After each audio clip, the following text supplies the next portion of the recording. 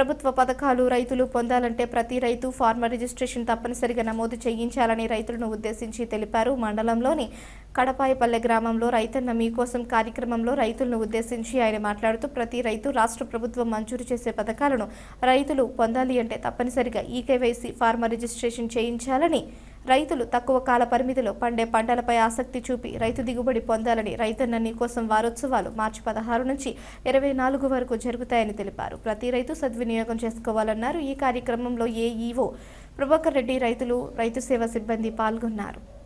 ఇప్పుడు రైతన్న మీకోసం అనే కార్యక్రమము వారోత్సవాలు జరుగుతున్నాయి. 16వ తేదీ నుంచి 18వ తేదీ, తర్వాత 22, 23, 24వ తేదీల్లో కూడా జరుగుతుంది. కాబట్టి ప్రతి ఒక్క రైతుకు తెలియజేసేది ఏమంటే రైతన్న మీకోసం కార్యక్రమం అందరూ సద్వినియోగం చేసుకోవాలి.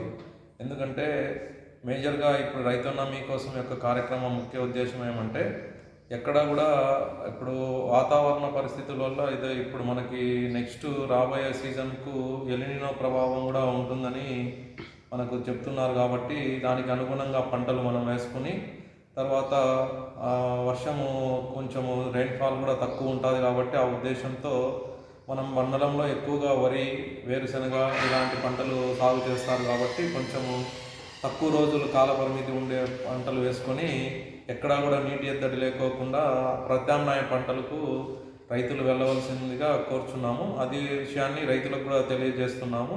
అంతేకాకుండా ఈ రైతన్న మీకోసం ప్రోగ్రామంలో ఏపీఏఎంఐఎస్ అనే యాప్ కూడా రైతులకు డౌన్లోడ్ చేయించి దాంట్లో వ్యవసాయానికి సంబంధించిన అన్ని విషయాలను కూడా రైతులకు తెలియజేస్తున్నాము.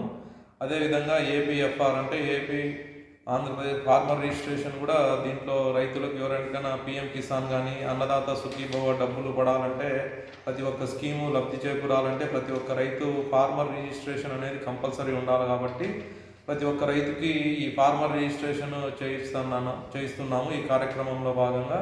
అదేవిధంగా పంట నమోదు జరిగిన ప్రతి రైతు ఈకేవైసీ తప్పనిసరిగా చేయించుకోవాలనేది కూడా ఈ కార్యక్రమంలో రైతులకు తెలియజేస్తూ రైతుని కలిసి అక్కడ కూడా ఈకేవైసీ చేయిస్తే విధంగా చూస్తున్నాము.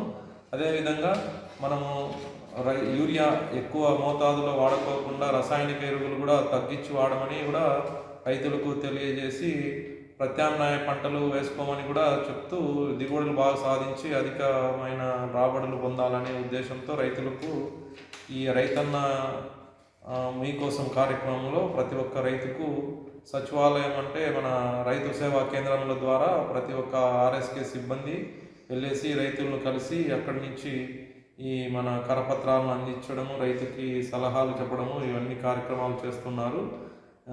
దీనిలో భాగంగానే రైతన్న మీకోసం కార్యక్రమం అందరూ విజయవంతం చేయాల్సిందిగా కోరుచు